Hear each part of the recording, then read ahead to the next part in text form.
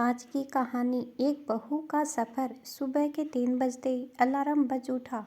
अपनी आंखों को मसलते हुए सुनंदा उठ बैठी। आज उसे कुलदेवी के दर्शन करने के लिए जाना था, जिसके लिए उसे ट्रेन से सफ़र करना था। इससे पहले भी सुनंदा ने ट्रेन में सफ़र किया था, पर यह सफ़र और सफ़र से अलग था, क्योंकि इससे पहले जो सफ़र सुनंदा ने किया था वह शादी से पहले था, जहां उसके सफ़र की तैयारी में उसकी मां का पूरा सहयोग होता था।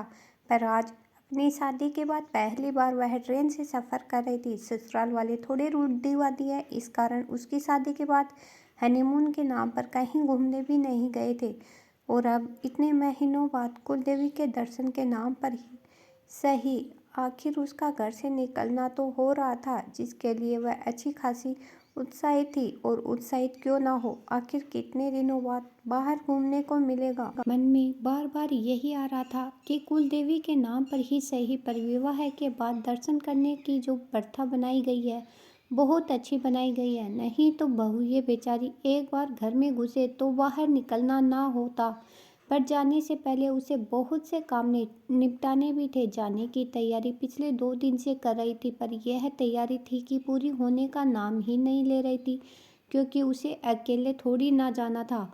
साथ में पतिदेव, जलद सास, कामिनी जी, ससुर केशव जी भी साथ थे। तो जाहिर सी बात है उनकी ज़रूरतों का सामान भी सुनंदा को ही ध्यान देकर रखना पड़ा होगा। कहने को तो कामिनी जी की पैकिंग 2 दिन पहले ही हो गई थी, पर उसमें भी सब कुछ तो सुनंदा को करना पड़ा था। अरे वह बहू यह सामान देना, तो अरे जरा वह सामान देना। वे तो पलंग पर बैठी बैठी सिर्फ ऑर्डर दे रही थी। भाग भाग कर तो सुनंदा को ही सामान रखना पड़ रहा था। कई बार सामान रखवाती तो कई बार निकलवाती भी, और फिर भी तारीफ खुद की ही देखो। सबसे पहले मेरी ही पैकिंग हुई है। पतिदेव तो साथ से भी महान, अपना सामान पैक ना कर सके, बस ऑर्डर दे दिया कि ये सामान मेरा रखवा देना। अब रखवा देने से क्या मतलब, घर में कोई नौकर चाकर थोड़ी ना लगे हैं जिन्हें ऑर्डर देकर रखवा लिया जाए। सुनंदा को ही सब कुछ करना पड़ा। यह तो शुक्र मनाओ कि ससुर जी ने अपना सामान खुद पैक कर लिया। कल शाम को कामिनी जी ने बताया कि जाने से पहले सूखा नाश्ता तैयार कर लेना, कुछ हम सफ़र में ले जाएंगे और बाकी यहाँ देवर ननद के लिए छोड़कर जाना। बेचारे दोनों खाने पीने के लिए परेशान होंगे। आखिर हम 4 दिन के लिए बाहर जा रहे हैं।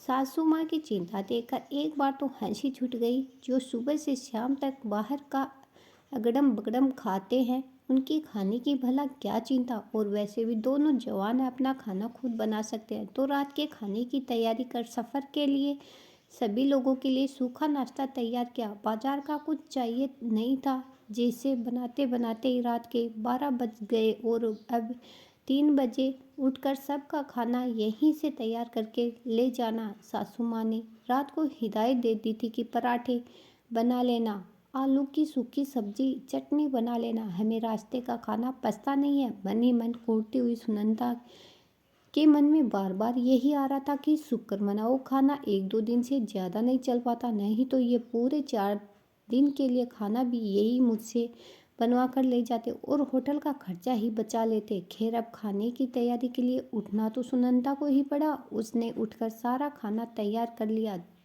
तब जाकर 5:30 बजे सबको चाय बनाकर जगाया, क्योंकि उससे पहले उठाने के लिए सासू माँ ने सख्त मना किया था। जब सबके गले में चाय गई, उसके बाद ही उठकर सब नहा धोकर तैयार हुए। उसमें भी 10 चीज़ें सुनंदा से ही पूछी जा रही थी। ये सामान कहाँ रखा, वो सामान कहाँ रखा, पापा जी की दवाइयाँ रखी कि नहीं, गैस सब चेक कर लिया ना, लाइट के स्विच चेक कर लो। जैसे पता नहीं शादी के पहले कौन आकर चेक करता था।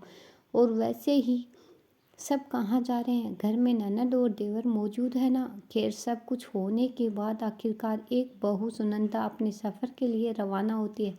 अरे नहीं नहीं, एक बहू के लिए सफ़र सिर्फ इतना सा ही नहीं होता। अभी तो ट्रेन में कई सामान जो भूले होंगे, उसके लिए तो बहू को ही सुनना है। सभी लोगों को नाश्ता खाना सर्व करने की जिम्मेदारी भी तो बहू की ही है। साथ ही साथ पापा जी की दवाई, मम्मी जी की दवाई भी बहू को ही देना है। ऊपर से बर्थ पर बेडशीट बिछाने का काम भी बहू को ही करना है। और सबसे बड़ी बात, सिर पर से पला नहीं गिरना चाहिए। हे भगवान, एक बहू के लिए सफ़र कभी छोटा सा नहीं होता। एक छोटी सी सफ़र के लिए भी बहू को बहुत कुछ तैयार करना पड़ता। आपका क्या ख्याल है? कमेंट करके ज़रूर बताइएगा। Thank you.